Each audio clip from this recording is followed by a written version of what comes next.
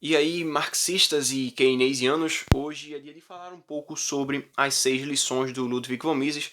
Esse livro aqui é o primeiro contato de muitos com a escola austríaca de economia, com o libertarianismo, com o anarcocapitalismo, embora o Mises não seja um libertário. Na verdade, ele não foi um libertário, nem sequer chegou a conhecer o que viria a ser o ANCAP. Ele era um minarquista, ele defendia que o governo deveria fornecer apenas serviços de segurança, mas ele era, na época, o mais próximo que existia de um anarcocapitalista. Tanto é que foi o aluno dele, o Rothbard, que começou a ampliar as questões até chegar ao libertarianismo. Mas, enfim, esse livro aqui é muito bom para quem está iniciando, muito bom mesmo. Quando eu li a primeira vez, de verdade, eu nunca tinha parado para ler nada relacionado à economia. Eu tinha lido só a lei, e esse aqui foi o segundo livro que eu li na minha vida, foi em meados de agosto de 2016. Eu reli algumas vezes depois, e eu sempre estava pegando em um momento ou outro para dar uma lida em um trecho, para dar uma recapitulada em algo relacionado à inflação, porque esse livro aqui é muito bom mesmo, sabe? Para quem não sabe, isso aqui não foi escrito pelo Mises, foi uma transcrição de algumas palestras que o Mises deu na Argentina em 1959. E se os argentinos atualmente pegassem as 6 lições para tentar lembrar um pouco das lições do Mises, talvez eles não tivessem na situação que estão agora. Mas, enfim, algumas semanas, acho que deve fazer meses já, eu peguei as 10 lições fundamentais de economia austríaca, porque eu achei que isso seria um bom substituto para as 6 lições. Só que eu acho que não é, tá ligado? Porque, cara, é muito melhor ter um primeiro contato com isso aqui. Eu achei que era melhor começar ali pelas 10 lições, só que as 6 lições ainda é mais fundamental, ainda é mais básico do que as 10 lições, porque o Mises aqui não apresenta muitas tecnicalidades, o que é muito bom. Aqui não, sabe? Aqui tu começa a ser introduzido algumas questões realmente mais técnicas, como utilidade marginal, como função empresarial, como algumas coisas, inclusive, que o Mises aborda aqui, só que de forma muito menos técnica. Até porque a estrutura do livro é diferente. Foram palestras, o Mises tinha que, sei lá, se apresentar por uma hora e meia, não sei exatamente o tempo, então tinha que ser algo muito mais dinâmico. Por isso que a leitura desse livro aqui é tão gostosa. E, cara, tu lê 3, 4 capítulos em um dia, é muito rápido para terminar ele. Eu demorei porque eu não estava lendo muitas coisas essas últimas semanas, mas agora estamos aí. Essa lição aqui da LVM ela é muito bem subdividida. É uma particularidade que eu sempre comento aqui, que os livros austríacos geralmente têm essa mesma qualidade de ser muito bem subdividido entre tópicos dentro dos capítulos. Então tu vai ter 6 capítulos, né? São 6 lições: capitalismo, socialismo, intervencionismo, inflação, política, ideias e, na verdade, política e ideias é a última, e tu tem o quinto capítulo que é sobre investimento externo. E cada um desses capítulos foi subdividido em alguns tópicos. Isso foi feito posteriormente, eu acho, porque a primeira versão que eu li desse livro aqui não tinha essas subdivisões, era só o capítulo inteiro, toma aqui 20 páginas, 20 páginas, 20 páginas. Mas enfim, o Mises inicia aqui falando justamente sobre o capitalismo, né? Não poderia ser outra lição que começaria o livro. E ele começa falando sobre o processo histórico do capitalismo moderno, né? Pós-revolução industrial. Na verdade, é a própria revolução industrial, né? Segunda metade do século XIX e primeira... Aliás, segunda metade do século XVIII e primeira metade do século XIX. Ele fala bastante sobre isso e depois ele começa a falar sobre a elevação do padrão de vida que foi causado pelo próprio capitalismo. E ele também comenta algo que é muito interessante, que é o ódio acerca... Na verdade, o ódio contra o capitalismo, né? Só que, na verdade, esse ódio não surge entre os proletários, ele surge justamente entre os burgueses. E ele fala que, na época, os... Cara, ele fala uma palavrinha que eu não me lembro agora, mas seria algo tipo os grandes agricultores, tá ligado? Eles não tinham como bancar os mesmos salários que as indústrias bancavam para os funcionários. Então as pessoas migravam das áreas rurais para as áreas urbanas para tentar melhorar um pouco de vida. E isso criava uma certa ojeriza neles. Tanto é que as principais teorias anticapitalistas surgem justamente dos burgueses, cara. E também fala uma coisa muito interessante, que quando o capitalista está lá acumulando o seu capital e começa a investir em alguma coisa, ele tenta produzir alguma coisa para aumentar a sua própria riqueza, Isso é muito bom para os trabalhadores, porque não existe nada que garanta que o capitalista que acumulou capital, o capitalista que acumulou capital, que redundância, enfim, nada garante que ele realmente vai ter frutos daquilo ali. Já o trabalhador que trabalha para ele, não. Ele simplesmente vai ganhar o salário dele. Aquilo ali já está garantido, sabe? Ele tem muito mais segurança. Isso é algo até que depois a gente poderia falar um pouco mais sobre o Bombaver, mas aí não é assunto para esse vídeo. E depois ele começa a falar aqui algumas frases que eu acho extremamente memoráveis. Deixa eu só pegar aqui para vocês. Quando ele fala isso aqui, ó, eu acho essa frase genial pra caramba. Ele diz o seguinte: sabe que a população desta... É como se ele estivesse falando para um cara que é anticapitalista, né? Ele diz o seguinte: sabe que a população deste planeta é hoje 10 vezes maior que nos períodos precedentes ao capitalismo? Sabe que todos os homens usufruem hoje um padrão de vida mais elevado que o de seus ancestrais antes do advento do capitalismo? E como você pode ter certeza de que, se não fosse o capitalismo, você seria integrado à 10ª parte da população sobrevivente? Sua mera existência é prova do êxito do capitalismo, seja qual for o valor que você atribua à sua própria vida. E depois ele comenta aqui um pouco justamente sobre a história falsa, completamente absurda, de que as pessoas viviam muito bem antes do capitalismo, porque existe uma ideia de senso comum, principalmente na esquerda, de dizer o seguinte: olha só, na Revolução Industrial as pessoas trabalhavam em situações deploráveis, e antes era tudo mágico, sabe? Como se o capitalismo tivesse chegado lá para destruir a vida das pessoas, mas é justamente o contrário. O Mises comenta o seguinte sobre isso: a velha história famosa, repetida centenas de vezes, de que as fábricas empregavam mulheres e crianças que antes de trabalharem nessas fábricas viviam em condições satisfatórias, é um dos maiores embustes da história. Eu tô rindo porque eu tô lembrando que eu já discuti uma vez com uma professora na faculdade por causa disso aqui, mas foi só uma vez, tá? As mães que trabalhavam nas fábricas não tinham o que cozinhar, não abandonavam seus lares e suas cozinhas para dirigir as fábricas. Corriam para elas porque não tinham cozinhas e ainda que as tivessem não tinham comida para nelas cozinharem. As crianças não proviam de um ambiente confortável, estavam famintas, estavam morrendo. E o tão falado e indescritível horror do capitalismo primitivo pode ser refutado por uma única estatística. Precisamente nesses anos de expansão do capitalismo na Inglaterra, no chamado período da Revolução Industrial Inglesa, entre 1760 e 1830, a população do país dobrou, o que significa que centenas de milhares de crianças, que em outros tempos teriam morrido, sobreviveram e cresceram, tornando-se homens e mulheres. E só isso aqui, velho, é suficiente para acabar o vídeo, tá ligado? É uma lapada muito violenta que as pessoas deveriam estar preparadas para usar contra os socialistas, e muita gente, por deixar passar livros tão simples como esses aqui, não tem esse tipo de preparo. O que não é algo bom, sabe? A gente tem que estar preparado para apontar as falhas, os erros, as falácias de pessoas que atacam o capitalismo como se isso fosse o mal do mundo e não a intervenção estatal. Mas vamos lá, depois ele começa a falar sobre o socialismo no segundo capítulo, né? E é basicamente um capítulo onde ele fala sobre liberdade e sobre controle. E eu tenho que confessar uma coisa pra vocês, porque não vai ter como eu continuar esse vídeo sem falar isso, tá ligado? De vez em quando eu tô olhando aqui pra baixo, é justamente porque tem um roteirinho, tem um tópico aqui, pra eu não esquecer nada que eu considero mais interessante. E ele fala que a liberdade econômica está completamente ligada com outros tipos de liberdade. E quando tu começa a tolher uma dessas liberdades que a pessoa considera que é isolada, todas as outras vão meio que sendo usurpadas junto. Ele também fala um pouco sobre a mobilidade social que o capitalismo permite que exista, coisa que em outras épocas não aconteceria. O cara que nascia um nobre morria um nobre. Já numa sociedade capitalista, ou uma sociedade mais pró-mercado, o que ocorre é o seguinte: tem pessoas que dormem bilionárias em um dia e no outro acordam pobres, perderam tudo por causa de um mau investimento. E o contrário também ocorre. Pode ser que o cara tenha uma invenção genial e ele consiga revolucionar completamente as indústrias e isso faça com que ele enriqueça pra caramba, sabe? Isso é corriqueiro.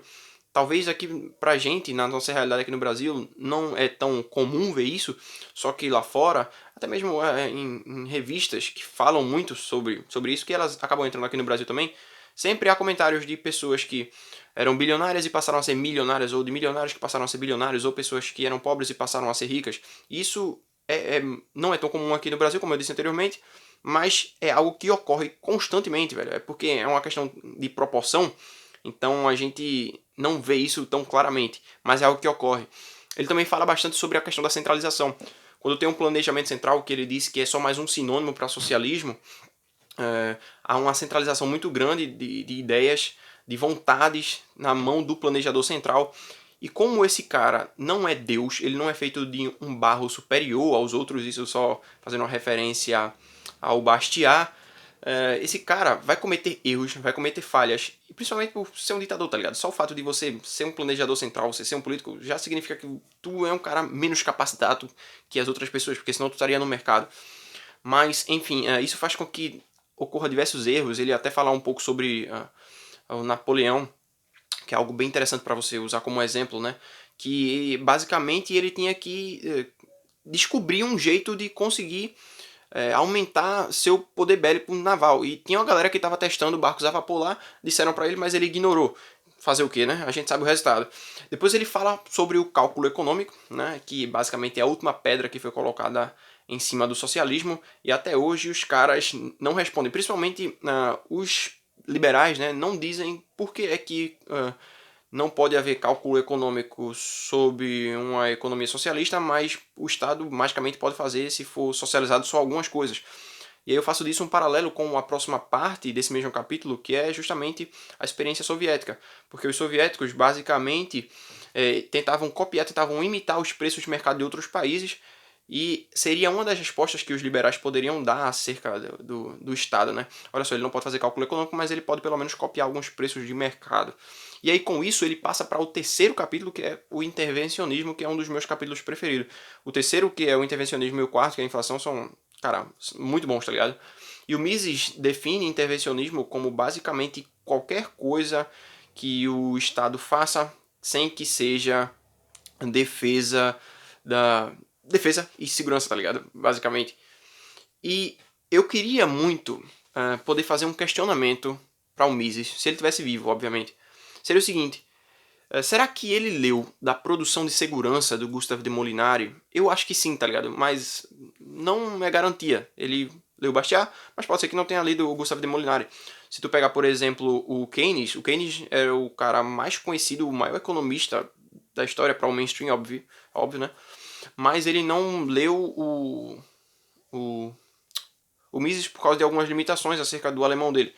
Então, eu não sei, tá ligado? Se o Mises chegou a ler o da produção de segurança do Molinari, mas se ele leu, eu gostaria de saber o que é que ele achou. Porque justamente em da produção de segurança que o Gustave de Molinari demonstra, né? Ele aponta que a produção de segurança também é algo que deveria estar à mercê do mercado e não nas mãos do Estado. E aí, quando ele fala sobre intervencionismo, ele fala sobre controle de preços. Que, cara, é muito irônico eu estar fazendo esse vídeo aqui agora no mesmo momento em que a Argentina está lá tentando controlar os preços. Mas enfim, ele fala justamente sobre controle de preços de leite. É um exemplo muito clássico que o Mises dá, e ele é um exemplo muito bom. Fala que se tu controla o preço da parada, tu tenta reduzir o preço da parada artificialmente, tu vai criar uma escassez gigantesca, porque as pessoas vão correr para comprar e vai acabar, tá ligado? Vai começar um processo de racionamento, e como não tem mais lucro para quem está empreendendo naquele negócio, ele simplesmente vai migrar para algo que ofereça esse tipo de lucro. E cara, o vídeo já tem 13 minutos, meu Deus do céu. Ele também fala sobre controle de aluguéis, que vai causar basicamente o mesmo efeito, só que em alguns momentos isso vai mudar um pouco, porque ele dá o seguinte exemplo: uma família que tem uma família grande, né? E quando essa família diminui por algum motivo, como o preço do aluguel está controlado, ela não procura um local mais barato para morar. Ela vai continuar morando no local mais caro, e isso acaba criando algumas distorções. No Economia Básica do Sowell, ele fala bastante sobre isso também, bem completinho, inclusive no Economia Básica dele. Ele fala muito sobre essa questão do aluguel. E aí depois tu passa para o capítulo da inflação, que é meu capítulo preferido. Eu gosto muito de falar sobre inflação, é um assunto que me fascina, cara. Eu não sei porquê, mas me fascina, eu gosto muito, embora eu odeie a inflação. Tem uma frase do Kogos que ele diz que o oncologista, ele estuda o câncer, ele gosta de estudar o câncer, mas ele odeia o câncer. Eu acho que eu me enquadraria nisso justamente na questão da inflação. E aí ele fala que os estados não gostam de taxar, né? Não é fácil para o cara que está no governo taxar, dizer que vai aumentar os impostos. Isso é muito perigoso, cria revoltas. No meu vídeo sobre inflação eu falei muito sobre isso aqui, inclusive eu utilizei esse mesmo exemplo que o Mises dá no capítulo sobre inflação, que é um estado que está tentando financiar a guerra e tal, e precisa comprar munição, e ele usa a inflação, ele imprime moeda, ele emite moeda, na verdade, porque hoje em dia tem dinheiro eletrônico, né? Criado com digitação, basicamente. Então tu emite moeda e aí tu compra isso, e com o passar do tempo esse dinheiro vai passando de mãos em mãos, em mãos em mãos, e isso vai aumentando os preços de forma generalizada na economia. Só que a inflação em si é a expansão da base monetária. O aumento generalizado dos preços é só a consequência dessa inflação. O Mises fala também sobre isso no livro Ação Humana dele. Eu já fiz diversos comentários aqui utilizando Ação Humana também. E aí ele começa a falar sobre investimento estrangeiro, que é o 5º capítulo. Esse capítulo dá para resumir simplesmente dizendo o seguinte, olha, muitos países são subdesenvolvidos porque eles não conseguiram ainda acumular capital necessário. Então, velho, pelo amor de Deus, deixa que outros países peguem o seu dinheirinho e invistam nesses países menos desenvolvidos, porque isso vai fazer com que eles também cresçam economicamente. Isso é ótimo. Só que alguns socialistas, meu Deus, não conseguem entender isso e acham que qualquer pessoa que chegue para investir em outro país nada mais é do que um abutre, que ele vai lá e vai investir o dinheiro, vai criar riqueza, depois ele vai tirar tudo e vai vazar. Cara, isso é completamente absurdo. E aí o Mises dá o exemplo de um indiano que ele escreveu lá num livro. Olha só, a gente realmente quer socializar os meios de produção. Só que a gente não é tão contra a iniciativa privada assim, não. A gente vai deixar vocês lucrarem aí por pelo menos uns 10 anos e só depois vamos socializar os meios de produção, tá ligado? O que é completamente absurdo, como se isso realmente fosse algo positivo. E aí, para finalizar, o Mises fala um pouco sobre a questão das ideias e fala uma questão também sobre a política. Ele recapitula diversos pontos, inclusive ele fala sobre a ligação que há entre a queda do Império Romano, principalmente no século III, quando Diocleciano era o imperador, e depois ele fala de como a inflação e como o controle de preços estão completamente ligados com a queda de Roma. E, velho, é um capítulo onde o Mises demonstra muito otimismo para o futuro e vocês sabem já o que é que eu penso acerca do otimismo. Mas mesmo assim, eu vou ler aqui alguns trechos porque eu acho que vale a pena. Eu vou ler para vocês aqui o finalzinho do capítulo de inflação, que eu esqueci, mas é muito interessante. Ele diz o seguinte: devemos lembrar que, no longo prazo, podemos estar todos mortos. Isso fazendo uma referência à clássica frase do Keynes, que a longo prazo todos estaremos mortos. Aliás, não restam dúvidas que estaremos mesmo mortos. Entretanto, deveríamos cuidar de nossos assuntos terrenos neste breve intervalo em que nos é dado viver da melhor maneira possível. E uma das medidas necessárias para esse propósito é abandonar as políticas inflacionárias. Já no finalzinho do último capítulo, né, sobre políticas e ideias, o Mises diz o seguinte, deixa só eu achar aqui. Ele diz: tudo o que ocorre na sociedade de nossos dias é fruto de ideias, sejam elas boas, sejam elas más. Faz-se necessário combater as más ideias. Devemos lutar contra tudo o que não é bom na vida pública. Devemos substituir as ideias errôneas por outras melhores. Devemos refutar as doutrinas que promovem a violência sindical. É nosso dever lutar contra o confisco da propriedade, o controle de preços, a inflação e contra tantos outros males que nos assolam. E cara, tem muita coisa que eu deixei passar aqui, porque senão o vídeo teria meia hora, 40 minutos, e teria muito mais coisa para falar. De verdade, o livro é muito bom, ele condensa muitos tópicos extremamente interessantes. É um livro que eu recomendo para quem quer ter o primeiro contato com a economia. Foi por aqui que eu comecei, isso foi um passo muito certo que eu dei. Foi ler a lei e depois ler as 6 lições, é algo que eu recomendo muito. E depois que tu lê isso aqui, eu acho que tu pode passar para os 10 lições fundamentais de economia austríaca. E no mais é isso aí, eu espero que vocês tenham gostado. Deixem um like aqui embaixo, vocês podem comprar as 6 lições pelos meus links, que eu vou deixar aqui embaixo na descrição, tá? Qualquer coisa que vocês comprarem pelos meus links, vocês ajudam bastante, mas eu vou deixar também o link específico para as 6 lições, vocês podem considerar serem patrocinadores do canal, através do Apoia-se, que também vai estar aí na descrição. E agora sim, eu vou ficando por aqui, valeu, falou, e fui. E, cara, ativem as notificações, tá ligado? Tem vídeos sempre às 10 horas, quando o estado não me causa raiva o suficiente para me impedir de gravar, tá? Então, valeu, falou, e fui.